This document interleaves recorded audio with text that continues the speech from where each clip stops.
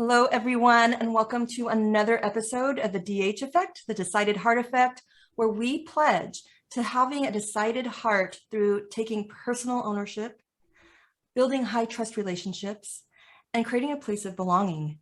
This is what we call the Decided Heart Effect.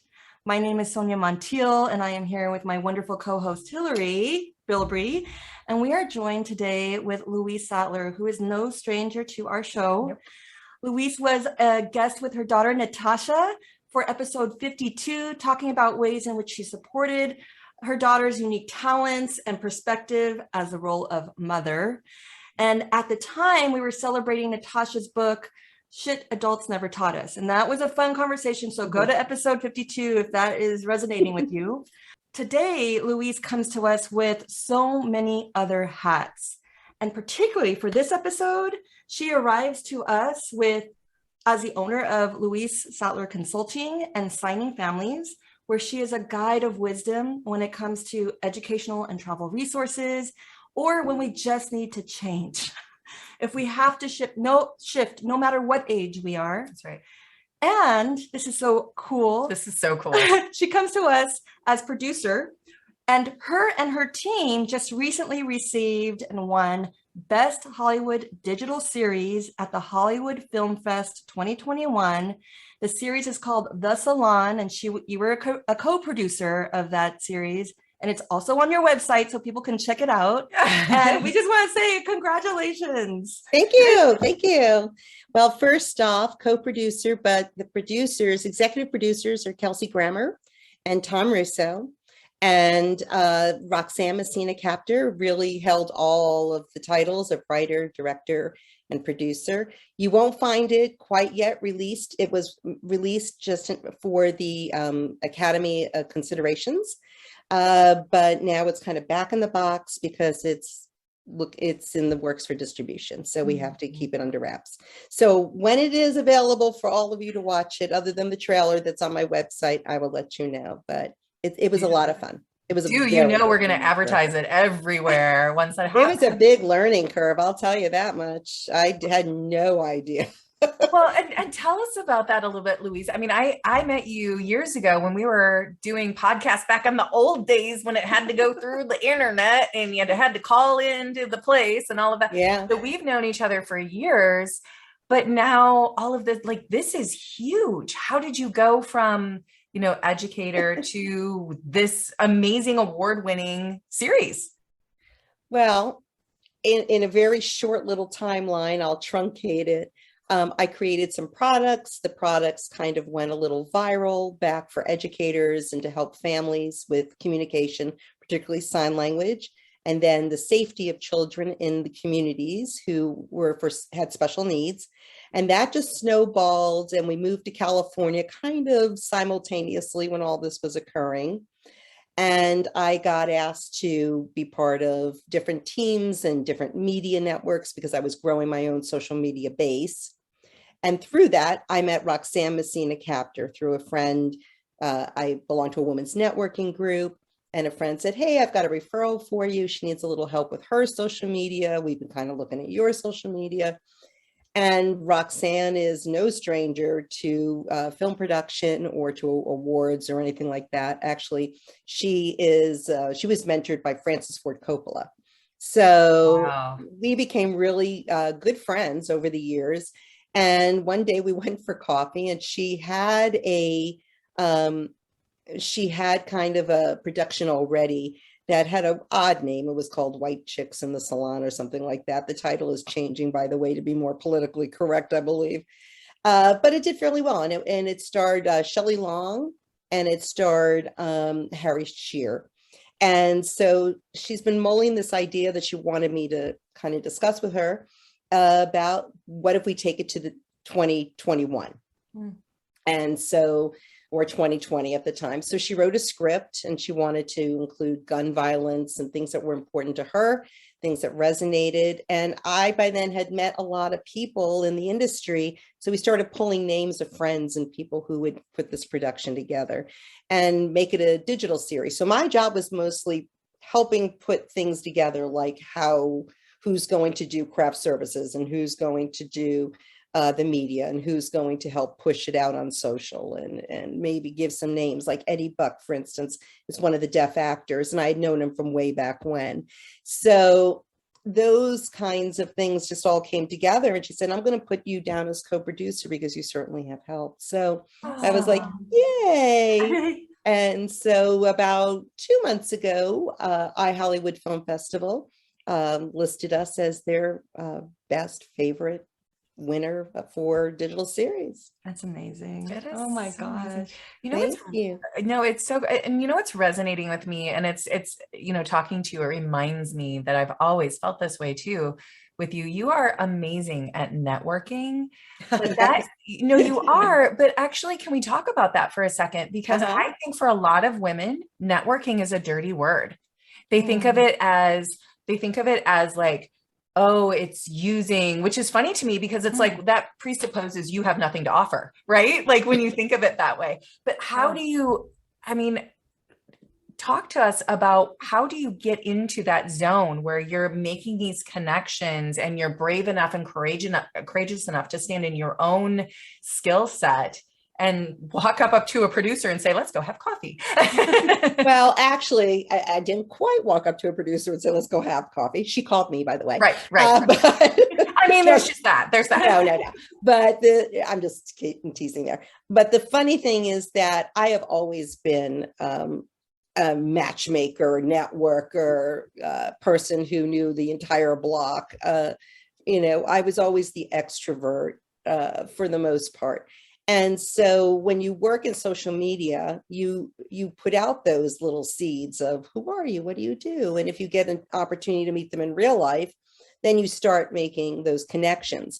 So I had noticed when we moved to California that to make connections in this very far state from where we lived in the Washington, D.C. area, that I would need to probably join a women's networking group, particularly if I was going to be a solo entrepreneur of a consulting group and an educational group. So I did, and these women were extremely empowering and very just wonderful. It's called the Beach Cities Breakfast Club.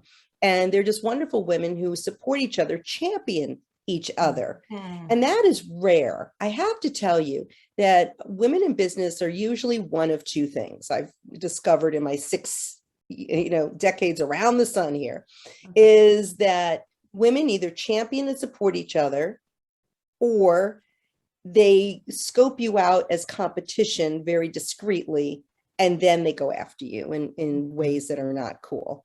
So I'm lucky that this group are champions, we champion each other.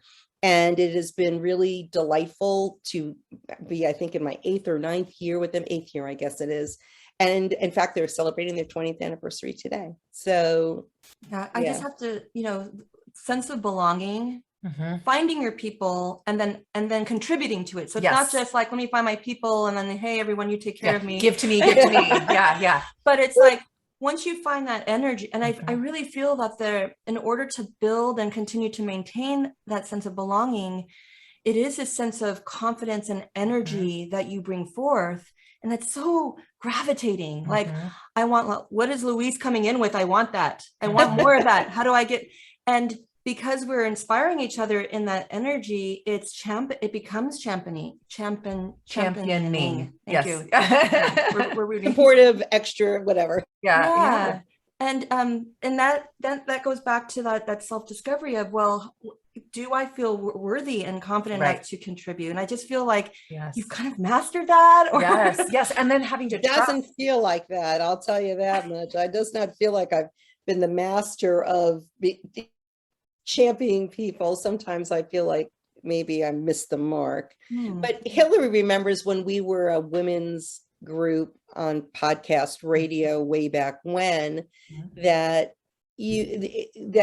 dichotomy sort of existed. There were the solopreneurs who wanted to be in their own lane, and then there were those who wanted to reach out and form a network and be supportive. Right. So I think that feeling that if you're going to be in business as a woman, particularly a solo entrepreneur, you have to find your posse, because it could be a very lonely road. And as a psychologist, I'm also a school psychologist. That's a solo entrepreneur endeavor, just happens to be in schools. because rarely do you have more than 2 or 3 psychologists in a building, and so you have to find your network there of support. And that's a tough road because people are so busy and the needs are so great. No, for sure. And I'm just thinking and settling into that idea of this. It's sort of a scarcity abundance mindset, isn't it? Really, when it comes down to it, there's not going to be enough for me. I don't trust the process. And because I don't trust the process, I'm going to keep it all to myself. Right. As opposed to just trusting in the abundance of there's room for all of us to shine. Right. Right. It's not Oh, like yeah. it's this way. Absolutely. It's this way. Yeah, absolutely. And I've been afforded opportunities that maybe others haven't had because of being that extrovert, being that networker, being bold. I've been accused of being too bold, Wow.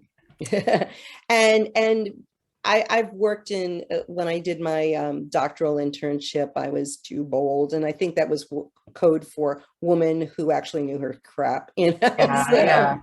But I just was like, okay, call it what it is. Sometimes they said I was too New Yorker when I was just starting out. And I was like, what does that mean? That's a compliment to me, but I'm not sure what it means to you. But thank you, maybe. So I'm okay. I'm okay with being bold. I'm not going to resonate with everybody. Gosh, for sure. We're going to celebrate boldness today. Yeah.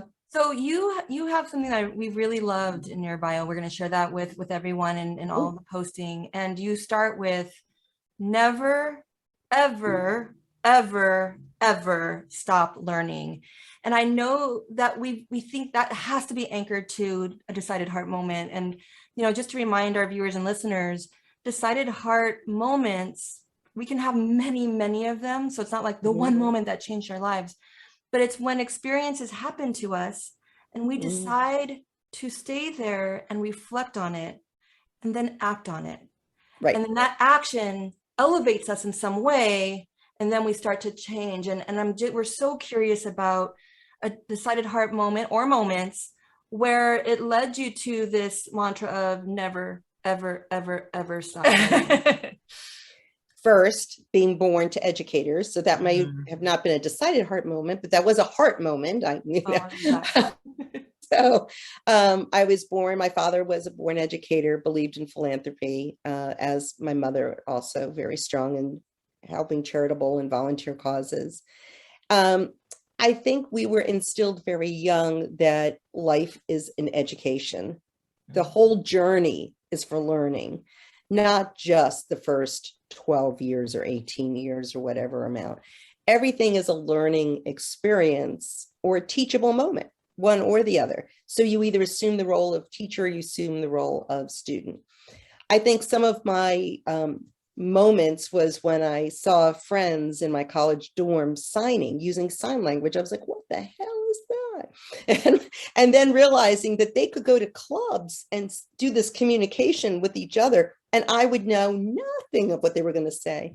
And that was not acceptable. So I learned sign language, and then I built a years later, because if you're going to do it, you might as well do it. And I loved it and embraced it. And it was my unique pivotal moment of deciding what kind of career I wanted and psychology I wanted to study and things like that. So that was one of those aha, heart moments, was that I learned about the deaf community. I learned about special needs. I learned about people who use sign language as a form of communication. And that really resonated with me, and to teach others. I think Hillary and I, we've talked about this before. When you're 50 and you hear the words, by the way, you've got cancer, that's another moment. And I had stage 3 thyroid cancer, papillary cancer. I went to Hopkins. I actually asked my doctor, who was under my care, or I was under her care, asked me, I said, what should I do? And she asked me what I wanted to do. And I said, listen, I want to go to the doctor you would send your daughter, yourself, or your mother to. And so she gave me the names of some people at Hopkins, and I waited to have my surgery in 10 years. Still living with the disease. I've got maybe a teensy weensy little bit floating around, but never would know, and I don't think about it usually unless I'm on interviews with people who, who are curious. So those are pivotal moments. And then also being a mom. Being a mom is a pivotal moment of learning and teaching and things like that. So I hope that answered your question to some degree and gave you some food for thought. Oh, for sure. Well, and here's the thing that I think is amazing about you is that, I mean, we talk about growth mindset and fixed mindset, right? And I feel like so many of us have had to be taught what growth mindset is. I feel like that is just innate to you, again, maybe because of the parents that you had. But you amaze me constantly with your ability to learn and your receptiveness to it. I don't know. Remind me again, is it 5 languages you know? Well, at one time I dabbled in a number of languages, but I'm fluent in American Sign Language. I have a pretty decent working knowledge of Spanish and English. So 3 for sure. Yeah, but it just amazing. I mean, and I know, I mean, like you said, back in the day, I think there were even more. What amazes me is how receptive and open you are. It's like you've trained your brain to just be able to take it in and then use it. You immediately put it into practice. Is that just an innate thing? And you instilled it in your kids as well? Yeah. Well, 1 out of 2 likes languages. The other one likes the language I don't speak, which is math. But I think getting back to languages, I grew up in a home where languages was pretty common in a neighborhood where there were a lot of languages spoken, a lot of people in New York that came from different backgrounds. I am intrigued by culture, and culture is often based with language. So I would say, am I intrigued by linguistics? Yeah, I studied a fair amount of linguistics, especially in graduate school, but I'm more intrigued by culture and how culture impacts our world and our globe and how we treat each other and travel and how that you dive into the culture. I don't like to travel anywhere where I say, oh, where's the restaurant everybody likes to eat? I always ask people, where, you're local, where do you like to eat? For sure. And where do you like to go to? Which museum would you go with your family? I mean, it's fine to go to the Louvre, but which museum in Paris do you want to go to on a weekend? And I think that's when you get a real sense of where you're visiting and the language and the culture.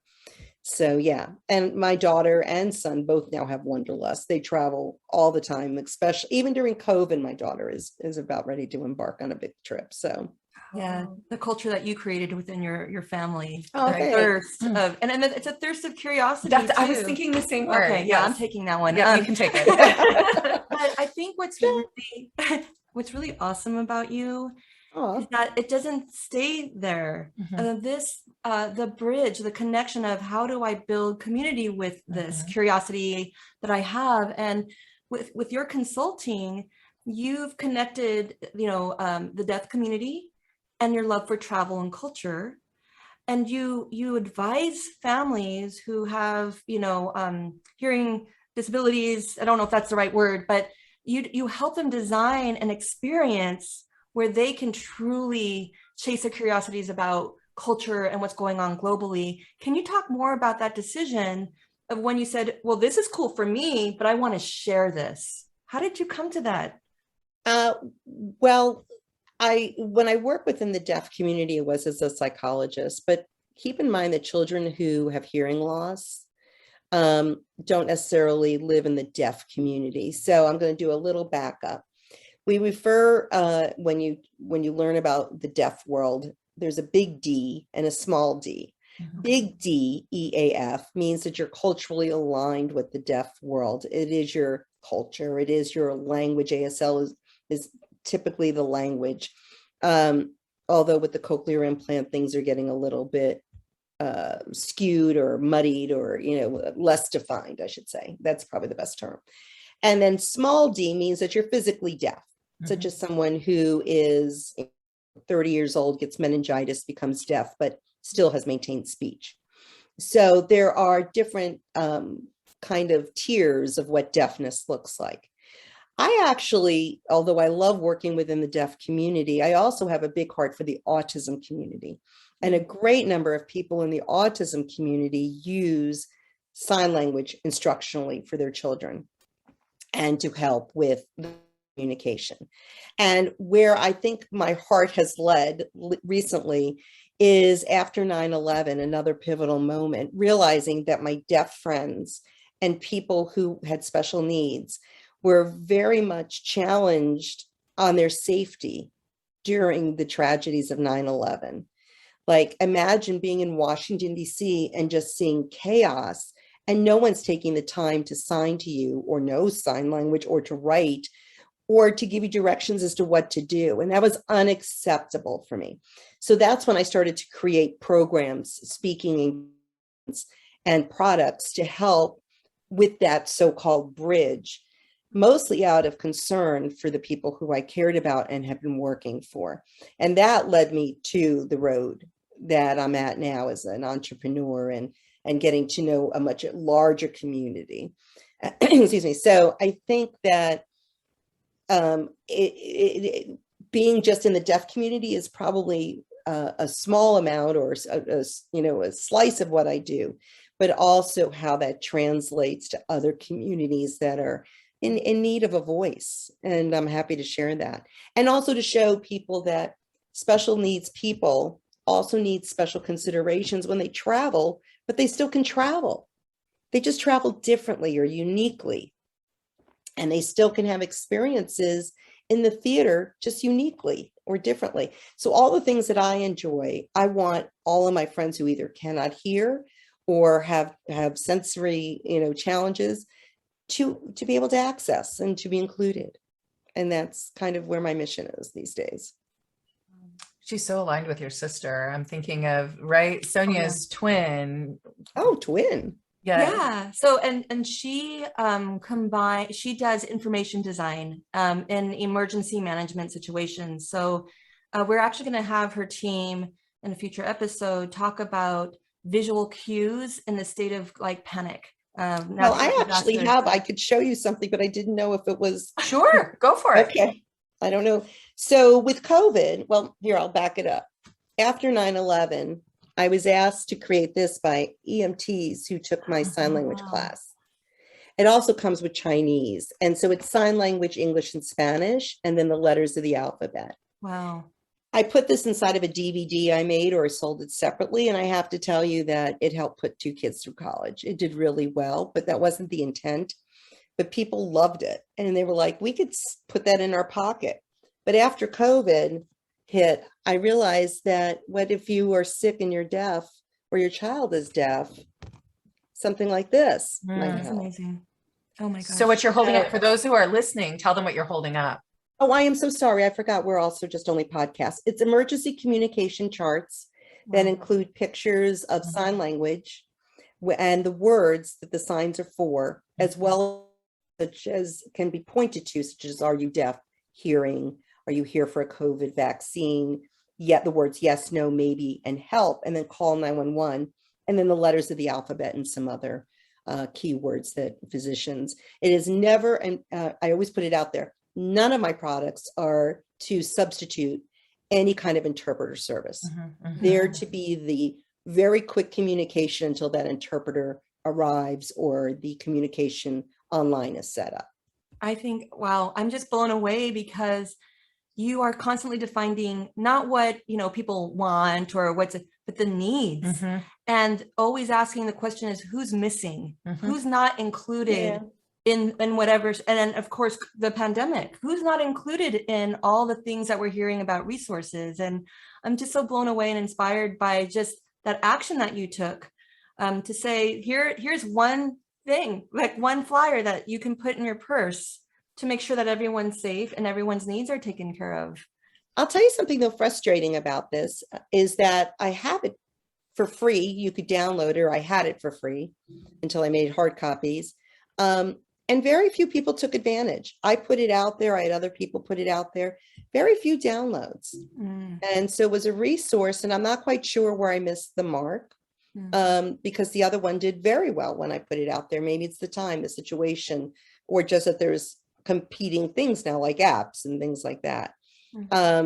It's maybe a different tone. But so if anyone has suggestions or if you have questions, by all means, hit me up there with some information. I'm still learning. I'm on that curve of it. You never stop.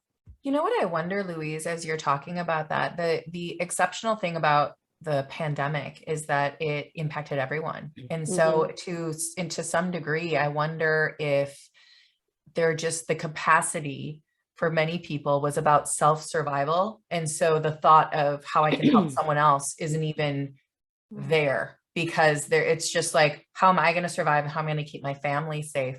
Plus, we've seen this really interesting shift right now. I mean, it is the last 2 years to me have felt very me-centered. And again, maybe it's just that reaction to the pandemic and to that survival thing. But a lot of people, it feels like, are focused on getting their opinion out and, them being okay, versus having these conversations where they learn about the other person and try to be of service. I don't know. Do you think I'm crazy in saying that? No, I think there, again, are two kinds of ways that people approach the pandemic. Some of them became very introverted or very home-based.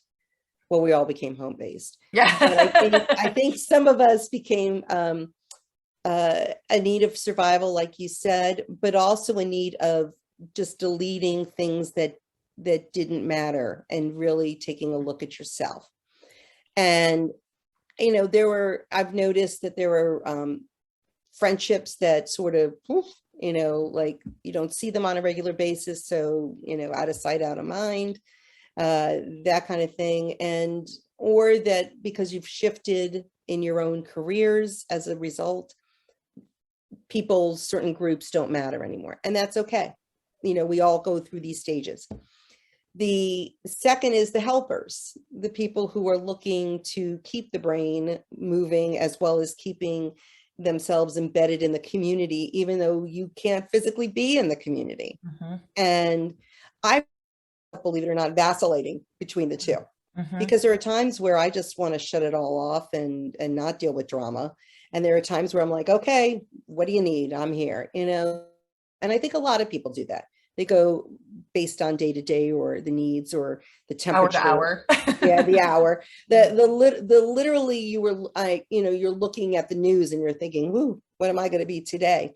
Right. And like yesterday was National Dog Day, and everyone's posting their dogs, and I posted my dogs, but then I put up a post on Instagram, and then I took it down because I felt like it was very strange. And I remarked, it was very strange to say Happy National Dog Day when our military and all these innocents in Afghanistan were blown away, literally. Yeah. And I thought, this is cognitive dissonance in my brain. Right. I can't be happy, and I can't be mourning their loss and sad and just fearful of what's going to be possibly next, and feeling at a loss if I can't help anyone in this situation. So I took it down. It just didn't resonate. And that's just kind of where I was at yesterday. So back and forth, with the moods. It's interesting because I love the fact we were just talking about this week, the idea of really sinking into your body and trusting the instinct of when that resonance, we talk about it as if it's out here, but it's not, it's in here. Right. You actually can physically feel when something is right and is your truth, and when it doesn't fit with where you are, and listening to that and trusting your instincts is so important. One of the things that as I'm listening to you that I would love, honestly, I've wondered this about you for years, woman. Do I sleep? Is that the question? It was I was sort of going there. Because I'm like, you do so many important, you have the psychology degree, you have your consulting, you do your producing, you're networking, you're still helping Natasha, you're an amazing mother. Like, how in the world do you do all of these things and do them well? Well, I would debate whether I do them well. I don't like to be bored. I don't like to sleep. I used to was sleeping when my parents would check on me. And I could hear them come up the stairs, and I'd be like, and now that I've outed it 60 some odd years later. But I just don't like to be bored, and I like to be project oriented, if that makes sense. So I Mhm. can't just watch TV. I have to watch TV and be doing something else. Mhm. I think having semi-undiagnosed attention deficit hyperactivity disorder, I'm the adult poster child for ADHD, which really bodes well when you're a psychologist, because people say, have you ever heard of this? And I'm like, Yes. um, Let me introduce you. this is what it looks like. Can be a blessing. It is. It's a Can be a superpower. blessing, because when you're an adult, not so much when you're a kid and you have to stay in the seat. I can't tell you how many times I got in trouble. Sorry, Mom. But I spent a lot of time looking at corners or being set off, or I was always sent to do an errand. I had some really great teachers, who would say, oh, errand time, Louise, do this. But yeah, I think to answer your question, having an attention issue, which I've really kind of been able to morph into more of just an energy booster, has helped me. And I've also learned strategies of how to stay organized and to keep those things flowing. And I'm not always perfect, and I don't always do it well. And sometimes I really suck at it. So Yeah, but just the I'm just good at faking it. I mean, well, you show up, and like, you know what? I'm showing up. Don't know how far I'm gonna go. And then there's days like, dang, I'm pretty great at this. And thank God I showed up. And others, it might be like, could have done better, but whatever, I showed up. And the result of all of that over and over again is absolute brilliance. Because I mean, that's how you're portraying yourself, at least to us. And I'm sure the people that you have served is, wow.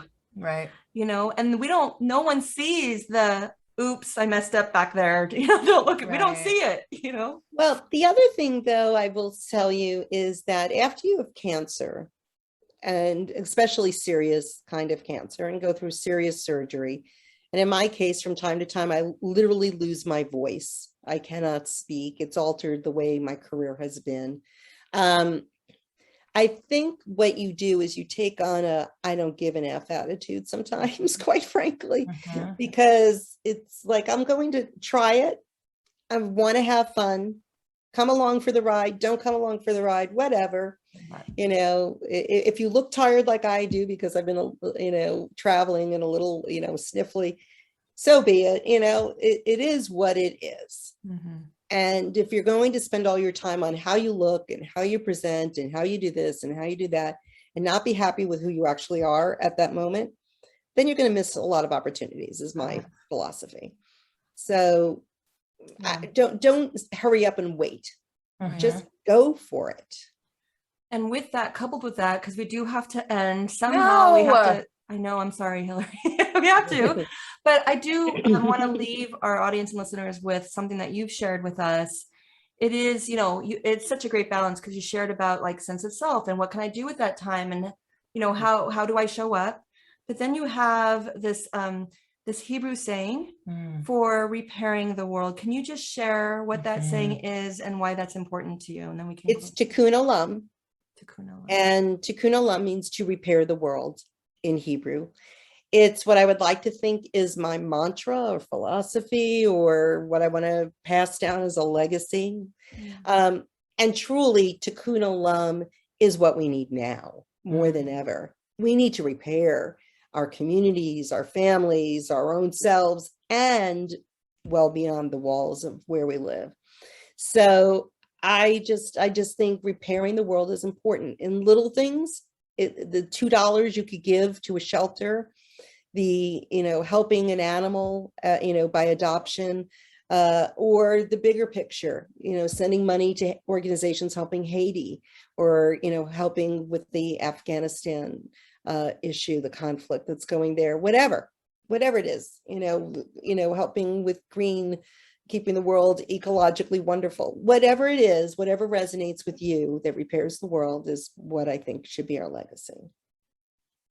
I know, that's so beautiful. And just a reminder too, that sometimes that is as simple as holding space for somebody who needs you to listen. I mean, there's, and beyond that as well, but we don't know the power that can often have, the people that are holding so much inside. You're so good at all of that. And I'm so appreciative. I feel like every time I talk to you, I mean, it's funny because our trajectory is like I had like littles, the last time, and now they're bigger. It's like, I feel like I'm coming up for air again in my life. You know? And I just found a book that Miss Hillary might have written. I had it out and then I put it away. Oh. But I do have a certain book that you might have written a decade or more ago. Oh So my gosh, so it's cool. such a I adore pleasure. you both. You're both so wonderful. Oh. And next time, maybe I won't have these puppy eyes. Oh, you know what? We can So all we beautiful. see is the glow that Mhm. you have in the gifts and the love that you give to us and to other listeners. I mean, we truly, we're going to meet in person. You are in Cali, and we keep saying that and threatening it, but it needs to happen. But And I can't believe we haven't. That is just so like, well, it's dumb. It's we're, dumb. we're Let's gonna just we're going to do it very soon, and we're Yep. going to invite some other.